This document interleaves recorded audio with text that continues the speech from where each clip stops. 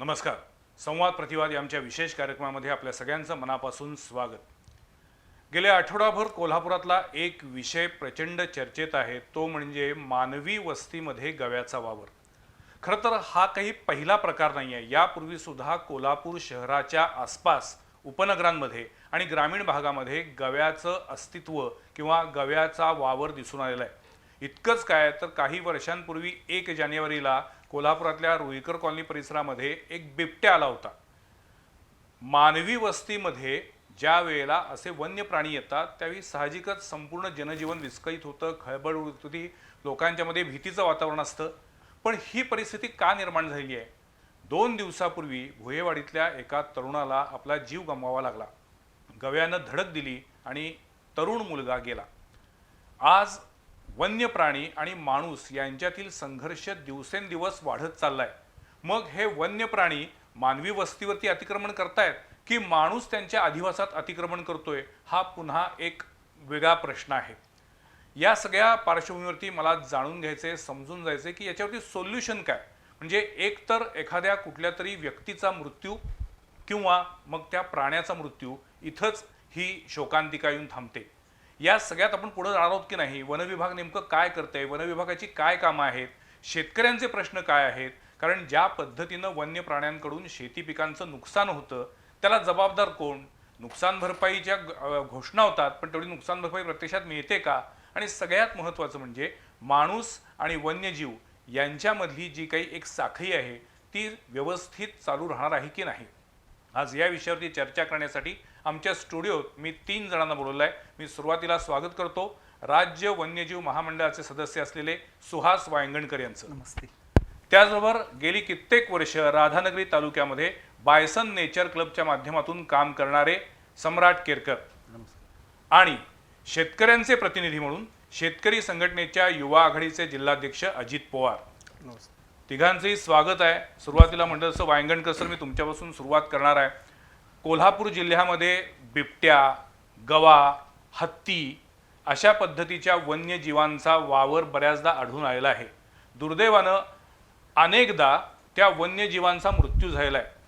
गवे नागरी वस्तीमध्ये येणं हा तर काही नवीन प्रकार राहिलेला नाही आहे. आणि बऱ्याचदा गव्यांना पळवून पळवून अक्षरशः त्यांचा जीव घेतला जातो. तर ॲट द सेम टाइम काही वेळा गव्यांच्या हल्ल्यामध्ये लोकांचे सुद्धा जीव गेलेले आहेत. म्हणजे आमचेच बी न्यूजचे प्रतिनिधी भुदरगडमधले रघुनाथ शिंदे यांचा सुद्धा गव्याच्या हल्ल्यामध्येच दुर्दैवी मृत्यू झाला. सो आम्ही त्याचा अनुभव घेतला, आम्हाला त्याची झळ बसलेली आहे. पण ही परिस्थिती जेव्हा निर्माण होते त्यावेळेला या सगळ्यामध्ये प्राण्यांचं चुकते असं तुम्हाला वाटतंय की माणूस चुकतोय असं तुम्हाला वाटतंय? आपला सर्वप्रथम आपण कोल्हापूर जिल्ह्याची जी भौगोलिक सीमा आहे ती बघूया की एकूण जे 12 तालुके आहेत त्यातले 8 तालुके हे डोंगरी भागामध्ये येतात. त्याच्यामध्ये चंदगड, गडिंग्लज, आजरा, भुदरगड, पन्हाळा, करवीर आणि कागलचा काही भाग येतो. तर ह्याच्यामध्ये वनक्षेत्र ज्याला आपण टेरिटोरियल फॉरेस्ट म्हणतो हे मोठ्या प्रमाणात आहे. त्याचबरोबर महाराष्ट्रातलं सगळ्यात जुनं अभयारण्य राधानगरी वन्यजीव अभयारण्य हे आपलं राधानगरी तालुक्यामध्ये येतं. तर आता वन्य प्राणी आपल्याकडे येणं, खास करून हत्ती असेल किंवा आता गव्याचं गेल्या 3 वर्षापासून आपल्या कोल्हापूर शहरामध्ये झालेलं आगमन असेल, तर ह्याच्यामध्ये होम रेंजेस या बोविडी फॅमिलीमधल्या खास करून गव्याची ही खूप मोठी आहे. त्याची अन्नाची भूक आहे ती पण खूप मोठी आहे. आणि सर्वप्रथम म्हणजे जे कळपातून बाहेर पडलेला जो नर असतो तो भरकटलेला असला, वाट चुकलेला असला तर तो चुकून मानवी वस्तीकडे येतो. आणि खास करून आता पंचगंगेची आपण रायपेरियन इकोसिस्टीम बघितली, नदीकाठची परिसंस्था, तर त्या ठिकाणी आपल्याला पूरप्रवण क्षेत्रामध्ये गवताचं प्रमाण वगैरे पण खूप आहे. तर आत्ता जो कळे, बाजार भोगाव, अनुस्कुरा या भागातून जो गवा आला तिकडच्या वनपरिक्षेत्रातूनच त्याचं हे झालेलं आहे आपल्याकडे अरायव्हल, तर तो भरकटत आलेला होता. आणि अशा गोष्टी या इथून पुढे पण होत राहणार. कारण का ज्याला आपण कॉरिडॉर कनेक्टिव्हिटी म्हणतो, 2 जंगलाला जोडणारे भूभाग हे खूपसे तुटलेले आहेत आणि त्यामुळे ते जोडणं जाणे म्हणजे त्याच्यासाठी सातत्यानं प्रयत्न करणे, त्याच्या भ्रमण मार्गाचा अभ्यास करणे आणि सगळ्यात महत्त्वाचं की आपली सतर्कता आणि जागरूकता ह्या गोष्टी महत्त्वाच्या आहेत. तर तुम्ही आता म्हटलात की कोल्हापूर जिल्ह्यातले जवळपास 8 तालुक्यांमध्ये जंगलांचं क्षेत्र आहे. पण मग या जंगलांमध्ये या गव्यांना पुरेसं खाद्य मिळत नाही म्हणून मग ते नागरी वस्तीकडे येत आहेत का ते त्यांचा रस्ता चुकतायत भरकटतायत म्हणून येत आहेत? काय नेमका प्रॉब्लेम कुठे आहे? हा, दोन्ही गोष्टी आहेत. म्हणजे सर्व गव्याच्या बाबतीत बोलायचं झालं तर जे कळपात असतील तर ते डिफेन्सिव्ह असतात. म्हणजे खूप परत ते आल्यामार्गी मागे परत जातात. जातात, मागे ओके. जातात. ओके. पण अवचित एक जो ज्याला एकूण म्हणतो, जर तो चुकून आलेला असेल तर तो खूप ॲग्रेसिव्ह असतो आणि भितरलेला असतो आणि त्यामुळे त्याला स्कोप देणे किंवा त्याला परत जाण्यासाठी त्याला आपण त्याला पुरेसा वेळ patience देणे, अच्छा. या गोष्टी महत्त्वाच्या आहेत. आणखीन दुसरी गोष्ट की ह्यांचा जो वाघामुळे गव्याची संख्या ही आपल्या नॉर्थ वेस्टर्न घाटामध्ये नियंत्रित राहायची, म्हणजे एका ठराविक ह्याच्यामध्ये. बरोबर. आणि त्यामुळे आता वाघाचं हे अधिवास इथे खूप कमी आहे. नाहीच आहेत. म्हणजे खास करून कोल्हापूर नाहीच आहे. जिल्ह्यामध्ये तर माझ्या मते पट्टेरी वाघ नाहीच आहे. नाहीच आहे. फक्त तिलारी लँडस्केपमध्ये वाघाचं ब्रीडिंग झालेलं आहे. ती आपल्यासाठी गौरवशाली बाब आहे. पण वाघामुळे हे गव्याचं जो निसर्ग संख्या आहे, साखळी जी होती, त्याचा एक साखळीमध्ये- balance होता. अगदी बरोबर, अगदी बरोबर. सम्राट, तुम्ही इतके वर्ष या राधानगरीच्या जंगलाबरोबर वाढलेला आहात, खेळतात एक प्रकारे. साधारण कोल्हापूर जिल्ह्यामध्ये तुमच्या दृष्टीनं गव्यांची संख्या किती आहे आणि गवे नागरी वस्तीकडे येण्याचं तुमच्या मते कारण काय, निरीक्षण काय? आता दरवर्षी जी वन्यजीव विभागामार्फत प्राणीगणना होते त्याच्यामध्ये तरी मागच्या वर्षी 700 ते 900च्या दरम्यान राधाने अभयारण्य क्षेत्रामध्ये गवे असतील अरे असा एक बापरे. अंदाज आहे. 700 ते 900 गवे हा, आहेत. असा बर. अंदाज होता. कसं असतं ते अंदाजावर असते, म्हणजे परफेक्ट आपण सांगू शकत नाही, पण तरी मला असं वाटतं त्यात एक 10-15% आपण हा. प्लस मायनस धरलं. 500 गवे तरी ते नक्कीच आहे. 100% आहेत. बर. आणि त्यांचे कसे ते ग्रुप वाईज असतात. म्हणजे बऱ्याच वेळा एका एका कळपात 40-50 गव्यांचा पण कळप आम्ही पाहिलेला आहे. बर. म्हणजे आम्ही आठवड्यातले 4 दिवस दाजीपूर अभयारण्यामध्ये असतोय म्हटलं हो, तरी काही हो, चुकीचं हो. नाही. ज्यावेळी पर्यटक येतात, पर्यटकांसोबत ज्यावेळी जंगलात जातो तर जंगलातला गवा आणि आता गावांजवळ दिसणारा गवा असे एक 2 प्रकार झालेले आहे असं मला म्हणायचं आहे. म्हणजे जंगलात ज्यावेळी तुम्ही जाता ते जंगलातला गवा खूपच लाजाळू असतो. बर. म्हणजे तो तुम्हाला एखादी गाडी किंवा माणूस दिसला तर लगेच पळून जातो. म्हणजे तुम्हाला फोटो सुद्धा काढायला येत नाहीत, इतके जंगलातले गवे लाजाळू. आणि म्हणजे आता खूप भीती गव्यांमध्ये सुद्धा 2 गट पडलेत. असते. 2 गट नाही, म्हणजे एक त्यांचा हॅबिटेट बदललेला आहे. म्हणजे अच्छा. जे गवे खाली उसाच्या शेतीजवळ आणि प्रत्येक गावाजवळ आपल्याला गायरान आहे आणि एखादं छोटीशी जंगलाची एक रचना असलेला एक भूभाग आपल्या भागातल्या प्रत्येक गावांजवळ आहे. तर त्या ठिकाणी गवे दिवसभर थांबणे आणि संध्याकाळी उसाच्या शेतामध्ये किंवा कुठल्याही शेतामध्ये घुसणे असा एक वेगळा प्रकार आपल्याकडे तयार झाला. तुम्ही जर पाहिलं असेल तर शाहूवाडी पासून चंदगड पर्यंत सगळे तालुके आहेत. इथं 15 ते 20 वर्षापूर्वी म्हणजे 2000च्या आधीपर्यंत गव्यांचा एवढा खाली उसांमध्ये शेतीमध्ये येण्याचं प्रमाण नव्हतं. तुम्ही याच्याबद्दल गेल्या 10-15 वर्षात हे प्रमाण वाढत चाललंय. म्हणजे पूर्वीच्या- गवे नागरी वस्तीकडे यायला लागले. हा, नागरी वस्तीकडे म्हणजे त्यांची जी एक पिढी खाली आलेली आहे असं माझं मत आहे की ते त्या ठिकाणच त्यांचा हॅबिटेट तयार झालेला आहे. म्हणजे हे गवे म्हणजे दाट जंगलाच्या बाहेर राहून हे जे काही शेताच्या जवळचा जो काही खाद्य आहे तेच खायचं आणि वाढायचं. हा, म्हणजे त्यांना इथे एक सवय लागून लागली. राहिलेली आहे. म्हणजे तुम्ही जर पाहिलं ना तर उसाच्या ह्याच्यात पण म्हणजे पावसाळ्याच्या दिवसांमध्ये ज्यावेळी सगळी हिरवळ असते त्यावेळी गव्यांचा त्रास खाली शेतामध्ये नसतो. बरोबर. पण जसं पावसाळा संपतोय आणि नंतर आपलं Dryness ड्रायनेस सुरू होतो त्यावेळी आणि त्याचवेळी बरोबर आपलं ऊस तोडणीचा कार्यक्रम, ऊस तोडलेला असतो आणि परत ऊसाला फुटवा फुटलेला असतो. बरं. त्यावेळी गवे खाली यायला लागतात. आणि हे गव्याला त्याचं आवडतं खाद्य काय तर हिरवा चारा. हिरवा चारा म्हणजे हिरवी पानं, हिरवा चारा हे त्याला जास्त आवडतात. त्याच्याकडे आकर्षित होऊन तो येत असतात आणि शेतामध्ये कमी श्रमात त्याला पाणी सुद्धा मिळत असतं. ओके. शेतीच्या परिसरामध्ये म्हणजे नदी असेल किंवा पाणी सोडलेलं असतं शेतामध्ये. तर ह्यामुळं गव्याला कसं कमी श्रमात सगळं अवेलेबल होत असल्यामुळं गवा इथे खाली आता तो रुळलेला आहे. अच्छा. आणि हेच गव्यांचे कळप मग काय होते एका भागातून दुसऱ्या म्हणजे ज्यावेळी खाली येतात त्यावेळी आता प्रत्येक तुम्ही जर आमच्या भागात गेला तर प्रत्येक शेतकऱ्याच्या कंपाऊंड आहेत म्हणजे झटका मशीन लावलेली आहेत. इलेक्ट्रिकल झटका मशीन म्हणजे फक्त जनावरांना झटका बसतो आणि ते मागं जावं.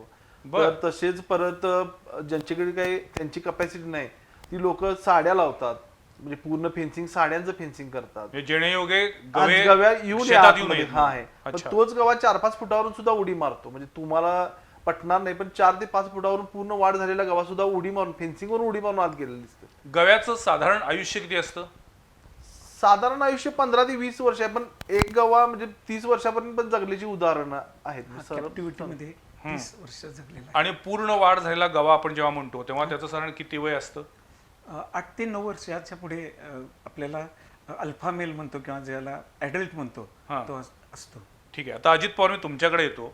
एकीकडं कोल्हापूर जिल्ह्यामध्ये गव्यांची संख्या वाढती आहे. जसं आता सुहास सर म्हणले त्यानुसार आपल्या जिल्ह्यामध्ये वाघांची संख्या नाहीच आहे, जवळपास नगण्य आहे. तिलारीमध्ये थोडंफार असं सांगितलं, पण या निसर्ग चक्रामध्ये वाघच नसल्यामुळे ऑटोमॅटिकली गव्यांची संख्या वाढतीये. निसर्गप्रेमींच्या दृष्टीनं, प्राणीप्रेमींच्या दृष्टीनं ही आनंदाची गोष्ट आहे की आपल्याकडे ओव्हरऑल गव्यांची संख्या वाढतीये. कोल्हापूर जिल्ह्यामध्ये आता मी हा कार्यक्रम सुरू करण्यास बोलत होतो त्यानुसार आपल्याकडे भेकर सापडतं, आपल्याकडे अस्वल आहे, आपल्याकडे सांबार आहे. सो आपल्याकडे वेगवेगळ्या पद्धतीची जैवविविधता वाढत चाललेली आहे. वनस्पतींची जशी आहे तशी प्राण्यांची संख्या वाढत चालली आहे, ही आनंदाची गोष्ट आहे. पण दुसरीकडं शेतकऱ्यांचं त्यात मरण आहे. म्हणजे शेती पिकांचं नुकसान, रात्री अपरात्री शेतात जायची भीती, कधी जीवावर बेतल हे सांगता येत नाही. यापूर्वी असे प्रकार घडलेले आहेत. सो तुम्हाला काय वाटतं, वन विभाग याच्यामध्ये कमी पडतोय का वनविभागाकडनं हवी ती माहिती लोकांपर्यंत मिळत नाहीये? काय आहे नेमका प्रकार? मला असं वाटतं सुरुवातीला की गवे शहराकडे यायचं किंवा खेड्याकडे यायचं त्यांचं प्रमाण का वाढलं, तर जंगलामध्ये जे मानवाने अतिक्रमण केलं त्या ठिकाणी मानवाने जाऊन उत्खनन केलं, त्याचबरोबर तिथं रिसॉर्ट बांधले, फार्म हाऊस बांधली, पर्यटकांची तिथं मंदियाळी झाली, हुल्लडबाजी वाढायला लागली. त्याचबरोबर हुल्लडबाजी वाजल्यामुळे तिथला गवा जो होता किंवा आपल्याकडे चित्ता, भेकर यासारखे प्राणी आहेत ते बिथरले गेले. त्याचबरोबर तिथं उत्खनाच्या पाठोपाठ बऱ्याचशा गोष्टी अशा ज्या केल्या की जंगल पेटवली गेली, वनवा पेटवला गेला. वनवा पेटवल्यामुळे सुद्धा हे प्राणी बिथरले गेले. आणि मग ह्या प्राण्याने आता जायचं कुठं? खायला ओला चारा नाही तिथं आणि जमीन सपाटीकरण झालेलं आहे. अशा परिस्थितीमध्ये ते गवे शेजारच्या गावाकडे, नदीकाठाकडे वळायला लागले. आणि ही परिस्थिती मग कोल्हापुरामध्ये सुद्धा आली. कोल्हापुरामध्ये तुम्ही सुरुवातीलाच कार्यक्रमाच्या म्हटला की बिबट्या सुद्धा येऊन गेला. तर का झालं हे असं? तर हे मानव निर्मित झालेलं अगदी आहे. 100% मानवानं जंगलावरती केलेलं अतिक्रमण. कोणताही वन्य प्राणी हा स्वतःहून माणसावरती हल्ला करत नाही. बरोबर. जर तो त्याच्या जीवाला जपत असतो. जेव्हा माणूस त्याच्या अंगावर जायचा प्रयत्न करतो तेव्हा तो स्वतःचा जीव वाचवण्यासाठी म्हणून मग तो काही ना काही हालचाल करतो आणि मग त्यावेळी असं वाटायला लागतं की वन्य प्राण्याला हल्ला केला. पण चुकीचं आहे. प्राणी कधी कुठले हल्ले करत नाहीत. त्यांना जर आपण इजा पोचवली तर निश्चितपणे ते आक्रमक बनतात, असं माझं मत आहे. आता राहिला प्रश्न, हे शहरामध्ये आले. शहरामध्ये आल्यानंतर मग इथं सुद्धा अनेक नागरिकांची जबाबदारी आहे की गवा आल्यानंतर हुल्लडबाजी करावी का, गर्दी आपण करावी का? आणि गर्दीमध्ये जर गवा बिथरला किंवा आक्रमक झाला तर निश्चितपणाने तो हल्ला करणार, ही परिस्थिती आहे. आणि परवा भोईवाडीत आपला जो 19 वर्षाचा तरुण जो गेला त्या हुल्लडबाजीमुळे गेला. त्याच्या आधी 2 दिवस तोच गवा अत्यंत शांत होता. म्हणजे तो रस्त्याच्या कडेनं चालत निघालेला आहे, आजूबाजूला वाहनं जात आहेत, माणसं जात आहेत, पण त्यानं ढुंकूनही बघितलेला आहे. अगदी बरोबर. असा व्हिडिओ पण आपण बघितलेला आहे. बरोबर. किंवा अगदी तो पंचगंगा नदी घाटापाशी दिवसभर बसून होता. ज्यावेळी कॅमेरामन त्याच्या जवळ गेले त्यावेळी तो उठून उभा राहायचा, बाकी तो शांतपणे बसून होता. म्हणजे त्या गव्याला अजिबात आक्रमण करायचं नव्हतं. इव्हन मगाशी सम्राटने एक मुद्दा आम्ही ज्यावेळी बोलवतोय सांगितलं की या तरुणावरती हल्ला करून त्याचा जीव गेला भोईवाडीतल्या, पण त्यानंतर गेले 2 दिवस तो गवा पूर्णपणे शांत आहे. तो जर बिथरला असता, जर तो पिसाळला असता तर त्यानं आणखीन कुणावरती हल्ला केला असता. मला तसं घडलेलं नाहीये. मला तर असं वाटतंय की जे मोबाईलचे त्याच्यावरती कॅमेऱ्याचे जे शॉट पडतात, लाईट इफेक्ट जो होतात, त्याच्यामुळे सुद्धा परिणाम होतो. आणि मग अशा परिस्थितीमध्ये मला आज एक सूचित करायचं आहे, सगळ्या नागरिकांना पण सूचित करायचं आहे, इथल्या प्रशासनाला पण सूचित करायचं आहे. बाबा, गवा कोल्हापुरात 3 दिवस इथं ठाण मांडून होता. इथलं प्रशासन काय करत होतं, पोलीस खातं काय करत होतं?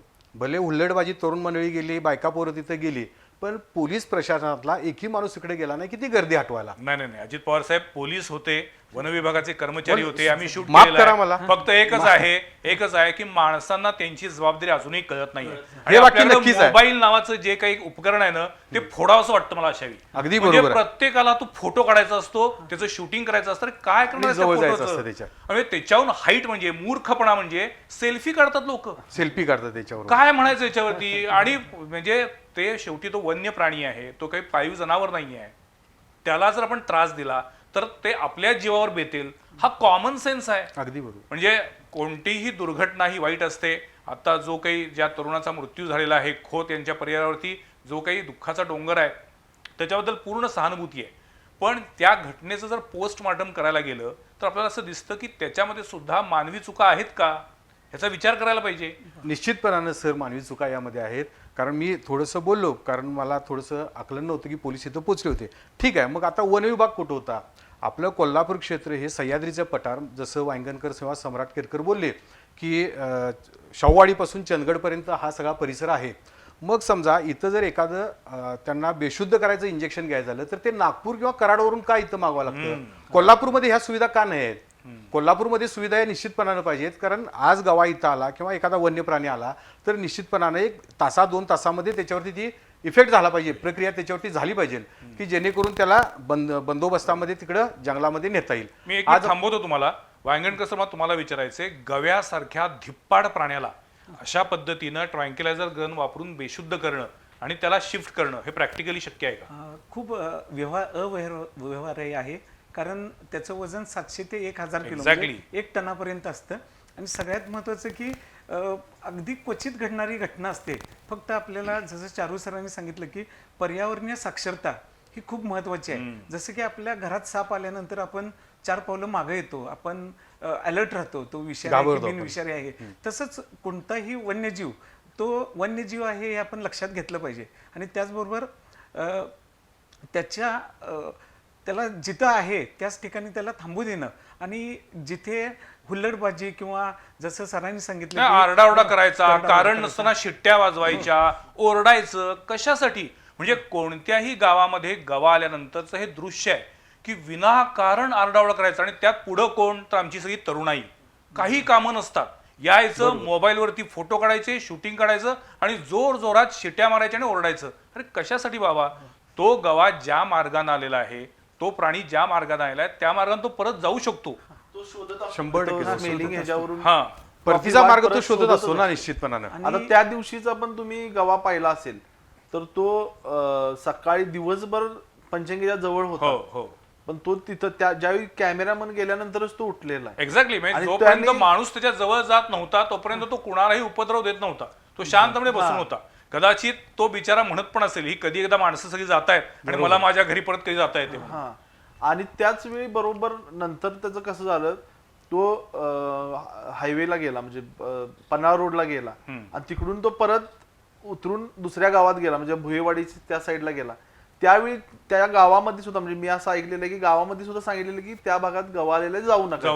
त्याची दवंडी दिली होती. हो. आणि कसं आहे, वन्य प्राण्यांपेक्षा आपण स्वतःच्या जीवाची काळजी केली की वन्य प्राणी पण वाचतील आणि आपण पण वाचू. अगदी अगदी महत्वाचं. हे आपण लक्षात घेत नाही. कारण वन्य प्राण्यांना ते कसं वागतील हे कुठलाही संशोधक शास्त्रज्ञ सांगू शकत नाही, कारण ते वन्यजीव आहेत. बरोबर. त्यांचं तुम्ही बिहेवियर आपण एक बाबा रेग्युलर असं सांगू शकतो की असं आहे, पण तो त्याच वेळी तसं वागेल की दुसऱ्या कुठल्याही पद्धतीनं कसा रिॲक्ट होईल हे सांगू शकतो. त्यामुळे वन्य प्राण्यांपासून 4 हात लांब राहणं हा सगळ्यात उपाय आहे. आणि ते स्वतःला रिलीज करायला बघत असतात. म्हणजे कुठलाही वन्य प्राणी, म्हणजे एक साधं उदाहरण सांगतो, म्हणजे आपण तुम्हाला मांजराला ज्यावेळी तुम्ही एखाद्या बंद खोलीत बांधता हे करता आणि त्याला मारताय तेव्हा ते आधी बघते बाहेर जायला कुठं आहे काय. एखादं छोटं होल असलं तर त्यातून बाहेर जायला बघते, पण कुठं मार्ग मिळाला नाही तर त्यावेळी ते मार खात नाही, तुमच्या डायरेक्ट. अशा पद्धतीने वन्य प्राण्यांचा आहे. त्यामुळे तुम्ही फक्त अलर्ट राहा, त्या भागात जाऊ नका. त्याचे बगमार्क्स काय दिसतात बघा शेतामध्ये जाताना. प्रत्येक शेतकरी आहे ना, आता त्या भागामध्ये आहे, ऊसाची शेती तिकडे खूप आहे, तर त्या भागामध्ये आता तो कुठं आहे अजून वन्य खातं शोधायला लागलंय. आपल्याकडे काय आहे, एखादा प्राणी आलाय म्हटल्यावरती त्या भागात जाऊ नका नव्हे, त्या भागात फोन करून बोलवतात, ये बाबा इथे त्या जनावर आले बघूया, फोटो काढूया, सेल्फी काढूया. मधला पण हा असला मूर्खपणा चालू आहे आपल्याकडे. ह्याच्यापेक्षा मोठा विषय झाला असता हा गवा, हे हत्ती आलेला आजरा बेलेवाडी त्या भागात, मडिलगे भागात, त्याच्या मागून किती लोक होती बघा. त्याने काय केलं हे नशीब आपल्या सगळ्यांचं. पण हत्ती जर त्यावेळी रिॲक्ट झाला तर कमीत कमी 5-6 लोकांना त्यानं हे केलं. कारण तुम्ही बघितलं असेल त्याच्या मला असं वाटतं की आजच्या एपिसोडचं हा घेण्याचं कारण हेच आहे की ही आपल्याला पर्यावरणाचं किंवा वन्यजीवांच्या बद्दलचं ज्ञान कधी येणार आपल्याला, की आपण काय केलं पाहिजे आणि काय टाळलं पाहिजे, काय करू नये हे समजून घेतलं पाहिजे. खरं तर हे सगळ्यांना माहिती आहे. आम्ही काही नव्यानं वेगळं काही सांगतो याच्यातला भाग नाही आहे. कोणताही वन्य प्राणी आल्यानंतर त्याच्यासमोर हुल्लडबाजी करू नये हे काही नव्यानं सांगायची गोष्ट नाही आहे. पण तरीसुद्धा हत्ती असू दे, बिबटे असू दे किंवा गवा असू दे, त्याच्यासमोर गर्दी होते, त्याच्या भोवतीनं लोकांचा प्रचंड आरडाओरडा सुरू होतो आणि मग तो प्राणी बिथरतो. ही एक बाजू झाली. पण आता मगाशी मी जसं म्हटलं तुम्हाला की वन्य प्राणी आणखीन माणूस यांच्यातला संघर्ष दिवसेंदिवस वाढत चाललाय. त्यातलं पहिलं एक कारण असतं म्हणजे शेतकऱ्यांच्या पिकाचं नुकसान. हो, त्यात तर माणसाचा काहीच संबंध असत नाही, पण फटका मात्र शेतकऱ्याला शेतकऱ्याला बसतो. बसतो. काय तुम्ही त्याच्याबद्दल सांगू शकाल? तुमचे तसे काही अनुभव आहेत?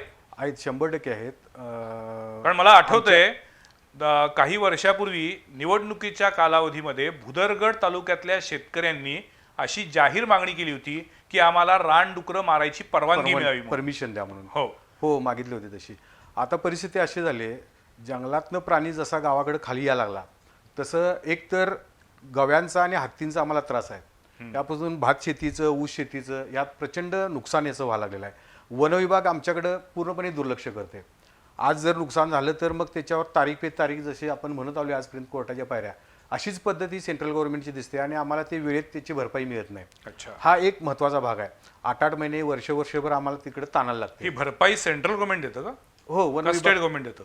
स्टेट दोघांचं कंबाईन आहे ना, ते कंबाईन मधनं देतात ना. आपल्या ते एक पार्ट अभयारण्यातली किंवा वन विभागाची स्टेट गव्हर्नमेंट देतं. स्टेट गव्हर्नमेंट देतं. ओके. आणि म्हणजे त्यात राज्य सरकारचं सरकार पण वन 30% खातं आहे पाठ आणि केंद्र सरकारचं पण वन खातं आहे. कसं आहे की अभयारण्याचं व्यवस्थापन हे राज्य सरकार करतं. राज्य सरकार डिक्लेअर करतं, राज्य सरकार त्याचं व्यवस्थापन करतं. नॅशनल पार्क, टायगर प्रोजेक्ट हे केंद्र सरकार डिक्लेअर करतं आणि त्याचं व्यवस्थापन केंद्र सरकार. नाही, पण आता यात अभयारण्याचा प्रश्नच नाही. आता जसं म्हटले की आपल्याकडे करवीर तालुका असेल किंवा पन्हाळा तालुका असेल, ज्याला वन नियंत्रित क्षेत्र जे आहे त्या नियंत्रित क्षेत्रावरती त्यांचं आहे ना. वन नाही, पण विभाग मग महाराष्ट्र शासनाचं देते. पण मग तिथल्या शेतकऱ्यांचं जे काही नुकसान होईल त्या नुकसानीची भरपाई देण्याची जबाबदरी राज्य शासनाची. राज्य शासनाचे आहे. अच्छा. पण मग वन विभागाच्या कारभाराबद्दल एवढे आक्षेप का? नाही, वन विभाग कसं आहे मुळात बऱ्याच वेळा आम्ही बघत आलोय की मी स्वतः सुद्धा त्याच्यावरती बऱ्याच प्रतिक्रिया दिलेल्या आहेत की वनवाग का पेटवला जातो जंगलात? तुमची साहेब, बंधनं त्याला त्याच्याकडे आहेत माणूसच का नाही? जबाबदार आहे. नाही, मग कुणाच्या वन तरी विभागाचे बुद्धिमत्तेमुळेच तयार होतं हे. सर, मला असं म्हणायचं आहे, वन विभागाचे कर्मचारी करतात काय त्यावेळी? नाही सर, वन त्यानंतर विभागाचं तुम्हाला लाईन कसं- काढायला सांगितले, चर खुदाई करायला सांगितले. किती ठिकाणी कोट्यावधी रुपयांचा खर्च आहे, त्या ठिकाणी चर खुदाई दिसत नाही व्यवस्थित. तू जंगली प्राणी चराच्या पलीकडे येतोच कसा? मग ह्याच्यावरती कर्मचाऱ्यांची संख्या किती आहे? मला असं म्हणायचं की ती जर मर्यादित असेल तर ती संख्या वाढवली पाहिजे राज्य शासनानं. कर्मचारी वाढवले पाहिजेत आणि त्यांचा बंदोबस्त केला पाहिजे. मग समजा दिवसेंदिवस जर माझ्या माहितीप्रमाणे 2017 ते 19 ह्या 3 वर्षाच्या कालामध्ये मानवी वस्तीत 12,398 वेळा गवा आलेला आहे. अरे बापरे. 12,308 वेळा 3 वर्षात जर इतक्या वेळा गावा खाली येत असेल तर मग राज्य शासन किंवा वन विभाग करतंय काय? त्याने त्याच्यावरती उपाययोजना निश्चितच योजायला पाहिजेत. कार्यक्रमाच्या सुरुवातीलाच सुहास वांगणकर सर असं म्हटले आणि सम्राटनी पण त्याला दुजोरा दिला की इथून पुढं गवा किंवा वन्य प्राणी नागरी वस्तीमध्ये येण्याचे प्रकार वाढणार आहेत. हे कायम होत जाणार आहे. पण मग अशा वेळेला वन खात्याला जागा करायला नको? हां. आता सर ह्याच्यामध्ये सकारात्मक बाजू काय की आपल्याकडे टेरिटोरियल फॉरेस्टला पशुवैद्यकीय अधिकारी आणि परत ज्याला स्क्वॉड. सर, तू तर आज कराडवरनं मावा लागते आपल्याला. नाही, कोल्हापूरमध्ये पहिल्यांदा डॉक्टर संतोष वाळवेकर सरांची नेमणूक झाली आणि खूप त्यांच्या किंवा रेस्क्यू ऑपरेशननी अतिशय सकारात्मक काम नाही, वाळवेकर सर खूप चांगलं काम करतात. फायर प्रश्नच ब्रिगेड नाही. आहे, पोलीस डिपार्टमेंट आहे आणि वन विभाग आहे. सगळ्यात सर मला म्हणायचं की सगळ्यात महत्त्वाचं आहे की जी पर्यावरण साक्षरता, कोविड आल्यानंतर आपण कसं सॅनिटायझर, मास्क आपण ते तुम्हाला स्वतःला समुपदेशन compulsory आपल्याला केलं. सर करायचं हां. आहे. जनतेला समुपदेशन करायचं आहे थोडक्यात. तर त्याच्यासाठी लोकांना अरे म्हशीच्या वर्गातला किंवा बैलकुळातला हा प्राणी म्हशीसारखा दिसतो, म्हणजे काही लोकांना गवा कसा असतो हे माहीतच नाही आहे. तर कुतूहलापोटी जसं चारू सरांनी सांगितलं की सेल फोनवरून एकमेकांना मेसेज गेल्यामुळे लोकांची तिथे भाऊगर्दी वाढत गेली. तर त्यासाठी हुल्लडबाजी टाळणे आणि अतिशय संयम आणि सहनशीलतेने घेणे तरच तो परत अधिवासात जाऊ शकतो. कारण सर आता आपण बघितलं तर गगनबावडा लँडस्केपमध्ये सगळ्या डोंगराचं सपाटीकरण मोठ्या प्रमाणात चाललेलं आहे आणि त्यांची जंगलाला जोडणारा जो भूभाग आहे तो इमिजिएट येतो, म्हणजे 1 ते 2 किलोमीटरच ते अंतर राहिलेलं आहे. आणि त्यामुळे जे सलग जंगलाला जोडणारे भूभाग आहेत, चंदगड, आजरा, गडिंग्लज, राधानगरी, तर हे कॉन्झर्वेशन रिझर्व्ह जे आता 11 डिक्लेअर केलेले आहेत, तर एक त्याच्या ठिकाणी उचललेलं एक चांगलं पाऊल आहे की वन्य प्राण्यांची तिथून येणारी वहिवाट चांगली राहील आणि मानवी क्षेत्रात ते येणार नाही. पण सर्वात महत्त्वाचं आहे की ती आपली पर्यावरण साक्षरता, ज्याला आपण वन्यजीवाविषयी माहिती आणि त्या लँडस्केपमध्ये जसं की सतर्कतेचा इशारा देतात. मला एक गोष्ट चारू सर सांगायची आहे की दक्षिणेमध्ये वायनाडमध्ये अन्नामलाई पर्वतरांगांमध्ये हत्ती आला किंवा चहाच्या मळ्यामध्ये केरळमध्ये हत्ती वगैरे आले तर तिथे सायरन वाजवले जातात, अलाराम कॉल दिले जातात, SMS मेसेज दिले जातात आणि त्यामुळे लोक इमिजिएट अलर्ट होतात, सुरक्षित ठिकाणी जातात आणि त्यामुळे हत्तींचा तो कळप गेला की परत त्यांचे नित्याचे व्यवहार चालू राहतात. तर ह्या काही चांगल्या केस स्टडीज आहेत ज्याला आपण यशोगाथा म्हणतो की मानवी हस्तक्षेप वन्यप्राणी संघर्ष कमी करण्याचा, तर तो आपण अडॉप्ट केला पाहिजे. नाही, केला पाहिजे, पण मग वन खात्याचे हात कुणी बांधले त्यांनी करावं. म्हणजे तुम्ही आता त्यांनी 100% राज्याच्या मंडळात करावं ना असल्यामुळे ते. कधी बोलू शकणार नाही, पण सम्राट तुम्हाला काय वाटते, तुम्ही समाधानी आहात वन खात्याच्या कारभाराबद्दल? नाही सर, वन खात्यासोबत तुम्ही आणि वन आम्ही खात्यांचे अनेक बऱ्याच कार्यक्रम वेळा कार्य- एकत्र हा, करता म्हणून मी म्हणजे मुद्दाम तुम्हाला विचारतोय. वन खात्याला बऱ्याच मर्यादा आहेत. वन खात्या म्हणजे वन खात्यामध्ये पण 2 प्रकार आहेत. म्हणजे वन्य आमच्याकडे आहे ते वन्यजीव विभाग आहे, आमचा संपर्क जास्त त्यांच्याशी येतो. त्यांच्याकडे एका गार्डकडे जे क्षेत्र असतं ते खूप असतं. मग त्याच्यामध्ये त्यांना त्यांच्या डेव्हलपमेंटच्या पण हे त्यांनीच बघायचं असतं, त्यामध्ये होणारे क्राईमचे पण त्यांनीच बघायचं असतं, परत टुरिझमचं सुद्धा त्यांनीच बघायचं असतं.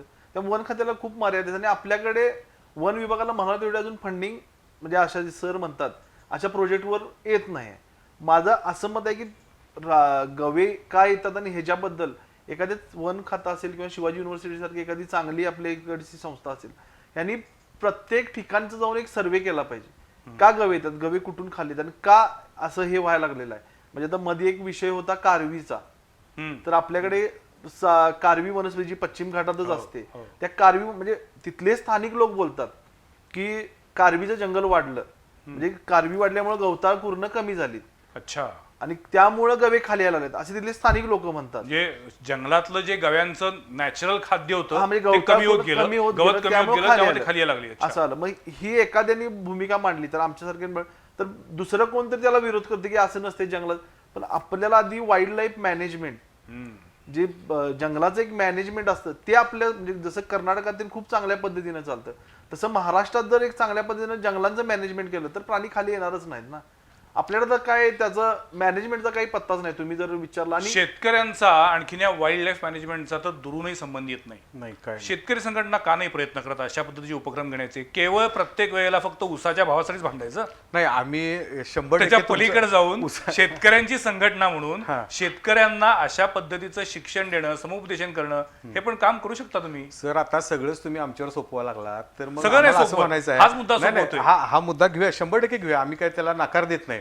पण शेतकऱ्यांनीच हा का घ्यावा हा आमचा पहिला मुद्दा आहे. नाही, यातला Wildlife- सफरर एक तर शेतकरी मला आहे. असं वाटतंय, नाही मला एक तर असं वाटतंय सर की ह्यात समतोलच नाही यांचा. वन विभाग आणि वाईल्ड लाईफ, वन्यजीव आणि वन विभाग ह्या दोघांचाही समतोल कुठे दिसत नाही. कुणी काय काम करायचं हेच त्यांना माहित नाही. वृक्षतोड एका बाजूला होते, प्राणी चोरटी सगळे वाहतूक disturb चालू आहे, झाले, चोरटी लाकडाची. तिकडे बघायला कोण तयार नाही आहे. पर्यटक सुद्धा येतात. बंदिस्त क्षेत्रामध्ये सफारी पर्यटन सम्राटजी होतेच कसं? ज्या क्षेत्रामध्ये जायचं नाही तिथं नाही, जी नाही, बंदी आहे, नाही, सर, बंदीचा त्यामध्ये झोन 3 आहे, प्रकार तिथं असतात. होतेच कसं? नाही. नाही, हे कसं झालंय, एकंदरीत पर्यटक यावेत, इथला व्यापार वाढावा, सगळं हे सगळं व्हावं, पण शेतकऱ्यांची दुर्दान व्हावी असंच कुठेतरी मला दिसायला लागलं. आता जे आपलं जंगलाचं मॅनेजमेंट व्यापारीकरण करायचं चालू असताना सम्राटजी किंवा वांगरकर सर या शेतकऱ्यांच्याकडे थोडं तुम्ही बघितलं पाहिजे. आम्ही समुपदेशन करायचं म्हणजे कुठंपर्यंत पोहोचायचं? आम्ही आज दरासाठी भांडायचं, आम्ही जंगली प्राणी यायला लागली म्हणून आम्हीच तिथं पाऊल उचलायचं पुढं, आम्हाला MSCB त्रास देते, रात्रीचं लाईट द्या म्हणून आम्हीच भांडायचं, किती गोष्टी आम्ही करायच्या. मग नाही सर, मग आता तुमचा तुम्ही आम्हाला हात म्हणला ना- पाहिजे, सहकार्य नाही, पाहिजे नाही, काय तर. आम्ही पण शेतकरीच आहे, आम्ही काय कोण वेगळं नाही आहे. लक्षात घ्या, शेतकऱ्यांचा आणि जंगलाचा असं म्हणजे एकमेकांचा विरोध असायचं किंवा असं आमच्या काही कारण शेती सम्राटजी नाही. घेतल्या कोणी? नाही, नाही, डोंगर माथ्यावरच्या शेती घेऊन मोठमोठ्या हॉटेल्स आणि तिथं टुरिझम सगळे यायला लागले, रिसॉर्ट मोठे मोठे झाले, गरीब शेतकऱ्यांना नागवूनच ते शेत घेतल्या नाही, जमले नाही. आणि तिथं मोठ्या हा मोठ्या तुमचा उद्योजकांनी मुद्दा उभा केल्या. म्हणजे व्यवहार आहे, योग्य आहे, पण वेगळा आहे तो. हा, सो आम्हाला- आता आपली जी चर्चा म्हणजे- झाली त्यानुसार आपला मुद्दा काय होता की वन्य प्राण्यांच्या मुळे जे काही नुकसान होतंय त्याच्यातनं जो काही माणूस आणखीन वन्य प्राणी यांच्यामध्ये संघर्ष निर्माण आता झाला, एक कसं- हा कमी करण्यासाठी शेतकऱ्यांना थोडस आपण ट्रेनिंग दिलं तर कदाचित तो संघर्ष कमी होईल. हा, नाही. आपण वन्य प्राण्यांना ट्रेनिंग देऊ शकत नाही.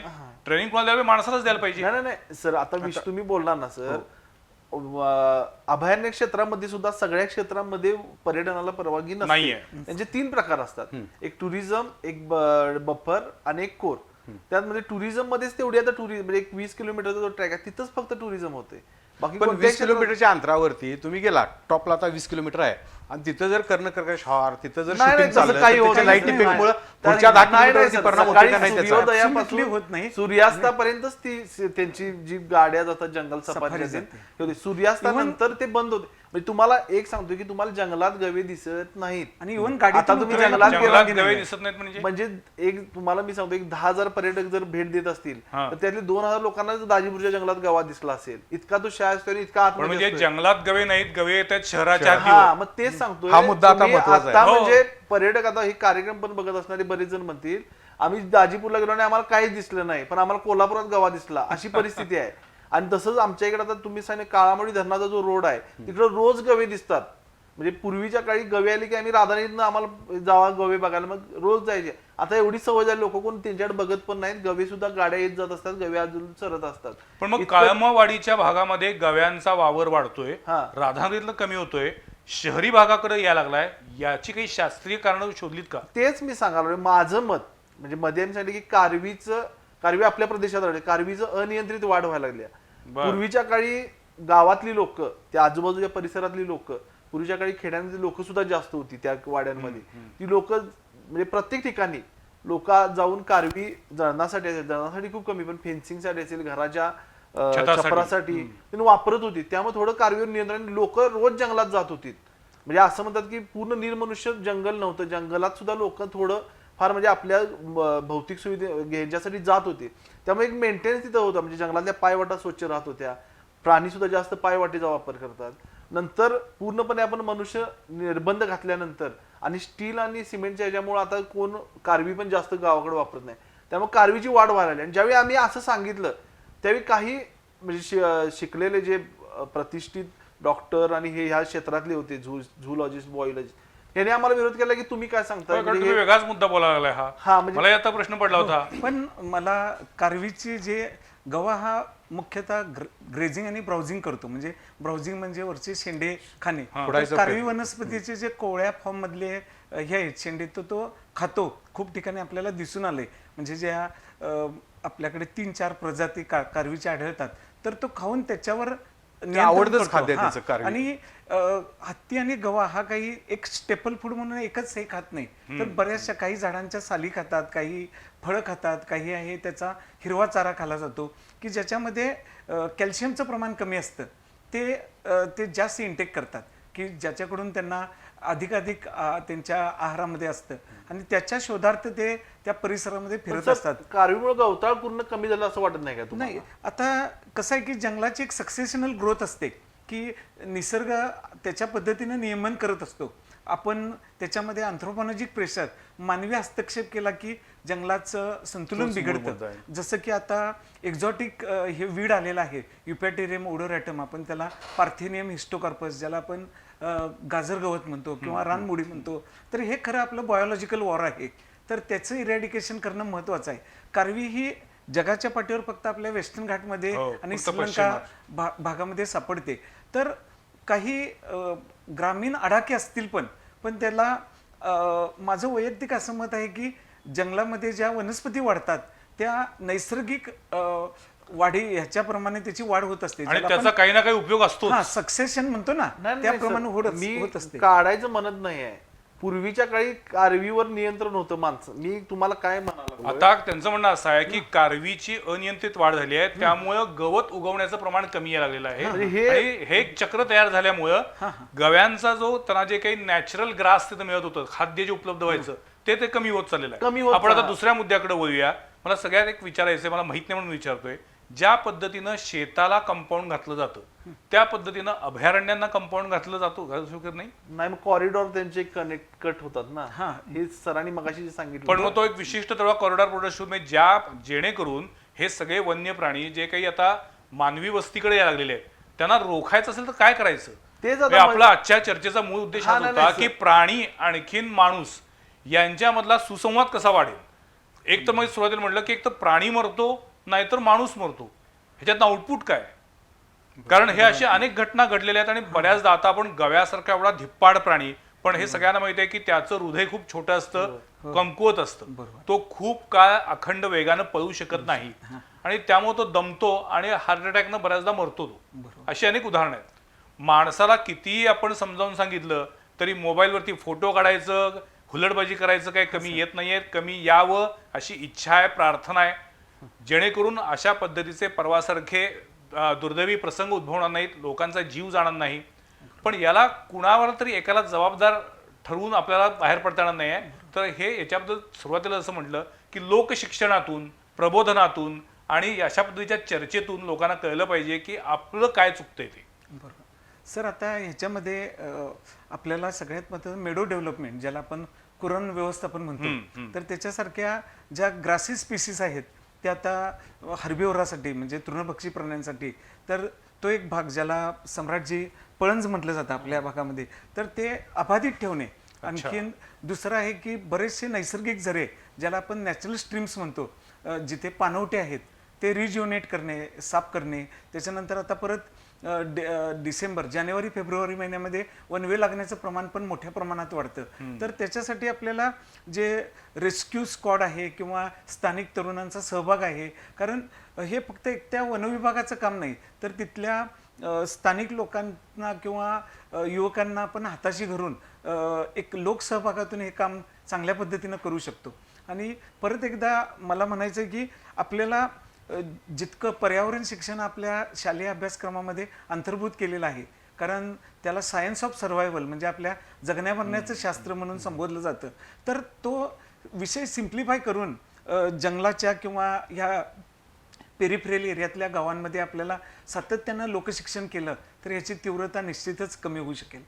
माझा वेळ संपत चाललाय. अजित पवार, मी तुम्हाला विचारतो, या सगळ्या परिस्थितीमधनं तुमच्या दृष्टीनं सोल्युशन काढायचं असेल तर पहिल्यांदा कुणी काय केलं पाहिजे?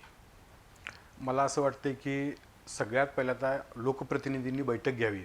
बरं. लोकप्रतिनिधींनी बैठक घेऊन ज्या ज्या विभागामध्ये अशा घटना घडतात तिथल्या वनरक्षक, वनसंरक्षक, जे काही वन विभागाचे अधिकारी कर्मचारी सगळे असतील त्यांना घेऊन त्यांना पहिल्यांदा प्रबोधित करायला पाहिजे की बाबा हे जर गवे असे शहराकडं, लोकवस्तीकडे यायला लागले तर आपण उपाययोजना काय कराव्यात आणि लोकांना कशा पद्धतीने समजूत काढावी की चुकून माकून एखादा आला तर त्याची हुल्लडबाजी करू नये, ह्या पद्धतीच्या सूचना त्यांना देऊन गावागावामध्ये तशा पद्धतीनं मीटिंग घेऊन, बैठका घेऊन लोकांना ते प्रबोधन त्या ठिकाणी करावं.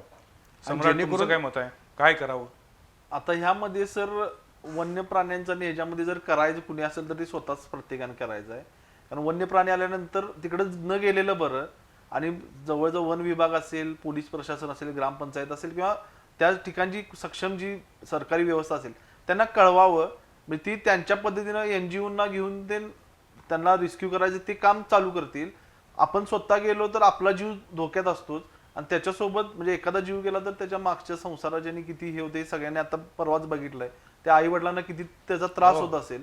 तर त्यावेळी तोच जर मुलगा तिकडे गेलाच नसता तर असा इन्सिडेंट घडला नसता. त्यामुळे प्रत्येकानं गवा तुम्हाला बघायचं असेल तर राधानीला या, अभयारण्यात या, तिथं बघा, बंदिस्त गाडीतून बघा तिथे. पण या अशा ठिकाणी कुठलाही प्राणी आला तर त्याच्या मागे जाऊन स्वतःचा जीव धोक्यात घालू नये. आपण स्वतःच गेलो नाही की गर्दी होणार नाही. आणि जी कोण कुठली संस्था म्हणजे जी वन विभाग असेल त्यांना काम करायला मोकळी मिळेल. आता परवा पोलीस गव्यासाठी नव्हते तर लोकांना थांबवण्यासाठी होते. मग त्यांना विनाकारण दुसरी कामं लागतात ना, तर ते त्याच्यावर जे काम महत्वाचं त्यावर काम करू शकतात. त्यामुळे प्रत्येकानं हे म्हणजे स्वतःहूनच तिची काळजी घ्यावी. शेतकऱ्यांना पण माझं एक विनंती म्हणजे आता त्या भागातल्या मध्ये तुम्ही आता तो उसामध्ये कुठेतरी गेला म्हणजे तो तोपर्यंत शोधून परत जंगलापर्यंत गेलेला आपल्याला मार्ग मिळाला तर चांगलंच आहे. पण तरी सुद्धा ह्या काळात त्या ठिकाणची कुठल्याही शेतकऱ्यांनी पग मार्क्स म्हणजे मशीनचा आणि ह्याच्यासारखेच असतात तर थोडं ते लक्ष ठेवावं की बाबा हा म्हणजे त्या भागात कुठं ऊस आता वाढलेला आहे बराच, त्यामुळे तो आत गेला समजणार पण नाही. त्यामुळे फक्त सावधानता घेतली पाहिजे, सतर्कता पाहिजे. आणि कुठलाही गवा सर अटॅक करत नाही 100%. तुम्ही लांब राहा. गवा हा मुळात लाजाळू प्राणी आहे, तो रिलीज होणार म्हणजे अंतर ठेवून असलं की तो रिलीज होणार. त्यामुळे फक्त तुम्ही प्रत्येकाने स्वतःची काळजी घ्या. वन्य प्राणी त्यांची ती काळजी घ्यायला समर्थ आहेत. शेवटचा मुद्दा मगाशी एक अर्धवट राहिला होता, तो म्हणजे की आता जे सध्या सुरू आहे आज की त्या गव्याला बेशुद्ध करायचं आणि त्याला शिफ्ट करायचं, तर तो व्यवहार्य मुद्दा नाही किंवा व्यवहार्य गोष्ट नाही असं सुहास तुमचं म्हणणं होतं. मग त्यावर सोल्युशन काय? आज आता तर ती कराडवरनं ट्रँक्युलर गन आणलेली आहे. आता त्या गव्याला मारायचं, त्याला बेशुद्ध करायचं. पण त्या सगळ्यामध्ये मला असं वाटतं की तो गवा बिचारा प्राण सोडायची जास्ती भीती आहे. अगदी बरोबर. तर ह्याच्यासाठी त्याचा जो भ्रमणमार्ग आहे आणि आता जे प्राणपणानं पोलीस डिपार्टमेंट असेल, वन खातं असेल, त्याच्या हालचालीवर लक्ष ठेवून आहेत, तर त्याला कुठलाही मध्ये ट्रेस जाणवणार नाही. ही गोष्ट जर दिली तर तो त्याच्या नैसर्गिक अधिवासात परत जाईल. मला असं वाटतं की वेट अँड वॉच हा आणि आत्ता जो या सगळ्या चर्चेतनं मुद्दा निघाला तो म्हणजे माणसानं, आपण सगळ्यांनी हुल्लडबाजी करणार नाही, वन्य प्राण्यांना बिथरवणार नाही, याची जर काळजी घेतली तर कदाचित इथून पुढच्या काळामध्ये जे वारंवार अशा पद्धतीचे वन्य प्राणी येतील सुद्धा, पण तो संघर्ष कमी होईल. वन्य प्राणी येतील, त्यांना जे काही असेल ते थोडंफार खातील आणि निघून जातील, पण थोडंफार खातील म्हणून पुन्हा शेतकऱ्यांचं नुकसान होतंय, त्याच्यासाठी पुन्हा वेगळा मुद्दा आहे, तो पुन्हा एक वेगळा संवाद प्रतिवादचा विषय होऊ शकतो. पण ह्याच्यावरती वन खात्यानं काहीतरी अधिक सक्षम उपाययोजना करणं आवश्यक आहे. चारू सर, जर अगदीच तो म्हणजे हाताबाहेर गेला तर ऑब्विसली आपल्याला त्याला हे मारावं लागतं. ट्रँक्युलायझर करावं लागेल. Tranquilize करावं लागेल. अच्छा, नक्कीच पण हा शेड्यूल 1 मध्ये आहे ना गवा? हा शेड्यूल ए मध्ये व्हनरेबल असुरक्षित श्रेणीमध्ये येतो. बरं. हा, आणि त्यामुळे आपल्या ह्याचा आपल्या कोल्हापूर जसा जिल्ह्याचा वाघ आहे अनुभव आहे. तसाच हो, गवासो गवा शेड्यूल देखील 1 मध्ये आहे. आहे. हो सर, म्हणजे संरक्षित प्राणी, संरक्षित प्राणी. त्यामुळे गव्याची शिकार करणं हा खूप मोठा गुन्हा आहे. हा सर, वन्यजीव कायद्यानुसार एवढाच तो गुन्हा. हा गुन्हा आहे झाला. अच्छा, मला वाटतं या सगळ्या चर्चेतनं आपण एवढं समजून घेऊया, वन्य प्राण्यांना त्यांना त्यांच्या पद्धतीनं जगू द्या. ते आपणहून आपल्याकडे येत नाहीत, आपणहून हल्ला करत नाहीत. माणसाचं नुकसान होतं काही प्रमाणात, पण त्याला माणूसच कारणीभूत आहे. माणसानं निसर्गावर अतिक्रमण केलं, त्यांचा अधिवास आपण कमी कमी करत आणला, म्हणून ते नागरी वस्तीकडे येत आहेत. त्यामुळं इथून पुढच्या कालावधीमध्ये आपल्याला जर वन्य प्राण्यांच्या बरोबर या निसर्ग चक्राबरोबर जुळवून घ्यायचं असेल तर आपण अधिक शहाणं होणं गरजेचं आहे. आज आमच्या स्टुडिओमध्ये हे तीनही मान्यवर आले आणि या विषयावरती मनमोकळेपणानं बोलले, याबद्दल मी आपल्या तिघांचे आभार मानतो. पुढच्या सोमवारी पाहायला विसरू नका आणखीन एका विषयावरील चर्चा संवाद प्रतिवादमध्ये. नमस्कार.